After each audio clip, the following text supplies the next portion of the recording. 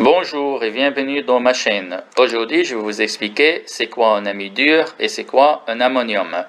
Avant de commencer, je voudrais vous rappeler que lorsqu'on représente les atomes sur une molécule ou dans une molécule, on les représente toujours avec seulement les électrons qui se trouvent sur leur couche de valence. Ça veut dire l'hydrogène avec un électron et l'azote avec 5 électrons. Regardons maintenant la molécule d'ammoniac, NH3. On voit bien que l'azote est entouré par 5 électrons et que chaque hydrogène est entouré par un seul électron.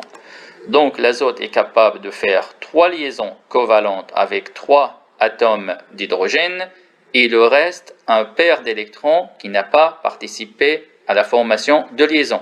On appelle ce paire d'électrons un doublet non-liant. Imaginons maintenant qu'un hydrogène a réussi à quitter la molécule sans son propre électron. On voit bien maintenant que l'hydrogène est entouré par 0 électron, donc il a perdu un électron, donc il va se trouver avec une charge positive.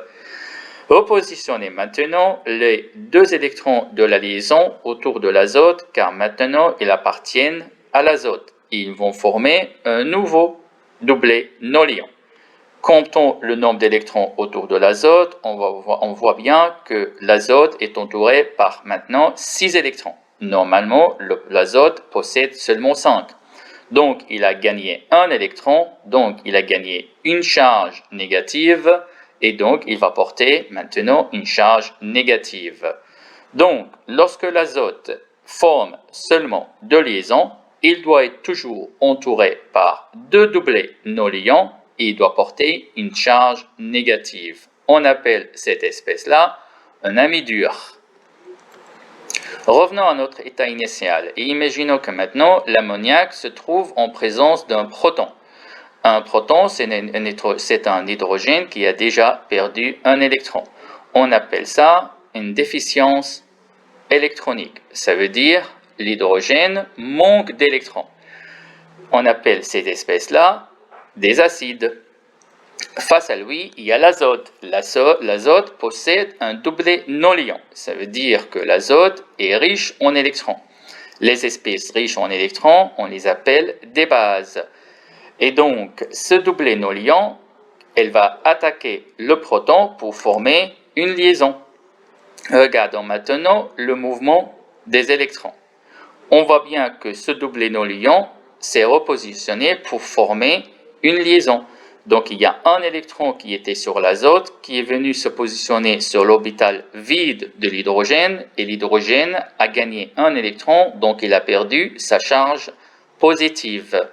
Comptons maintenant le nombre d'électrons autour de l'azote. On voit bien que l'azote est entouré seulement par 4 électrons. Et normalement, il possède 5, donc il a perdu un électron.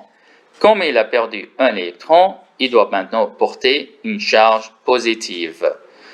Donc, lorsque l'azote forme 4 liaisons, il ne porte plus de doublet non-liant, il doit porter une charge positive.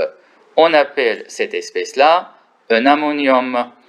Donc, pour résumer, lorsque l'azote forme 2 liaisons, il doit porter 2 doublets non-liants et une charge négative. Et lorsque l'azote forme 4 liaisons, il ne porte pas de doublet non-liant et il porte une charge positive.